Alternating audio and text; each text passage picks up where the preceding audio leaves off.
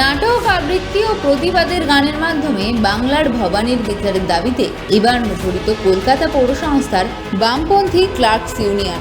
এদিন আরজি করের ঘটনায় অভিনব পন্থায় নাটকের মাধ্যমে প্রতিবাদে সামিল পৌর সংস্থার কেএমসি ক্লার্কস ইউনিয়নের সদস্যরা। বৃহস্পতিবার কলকাতা পৌর সংস্থার মূল চত্বরে চিৎকার করমে নাটক মঞ্চস্থ হয়।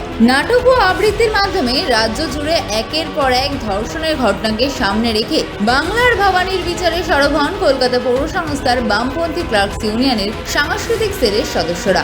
এই অভিনব প্রতিবাদ সংগঠনের সাধারণ সম্পাদক অমিতাভ ভট্টাচার্যের নেতৃত্বে সংগঠিত হয়। তার দাবি, আরজি করের ঘটনায় দোষীদের বিরুদ্ধে কঠোরতম শাস্তি দিতে হবে, আর প্রকৃত দোষীদের শাস্তি দিতেই হবে, না হলে তাদের আন্দোলন থামবে না। এবারে আমরা ইউনিয়নের পক্ষ থেকে করেছি, তাতে নতুনত্ব এনেছি।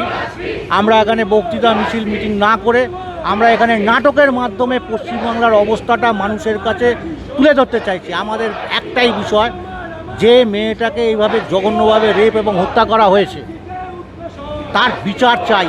বিচারটা শুধুমাত্র একজনকে ধরে দিলে হবে না, মাথা সমেত বিচার চাই। এইভাবে বিভিন্ন পন্থায় তারা প্রতিবাদ সংগঠিত করবেন বলে জানান কেএমসি ক্লার্কস ইউনিয়নের সাধারণ সম্পাদক অমিতাভ ভট্টাচার্য। প্রতিবাদে সামিল একজন বৃদ্ধা অবসরপ্রাপ্ত কর্মী চোখে জল নিয়ে ভবানীর বিচারের দাবিতে সরব হন।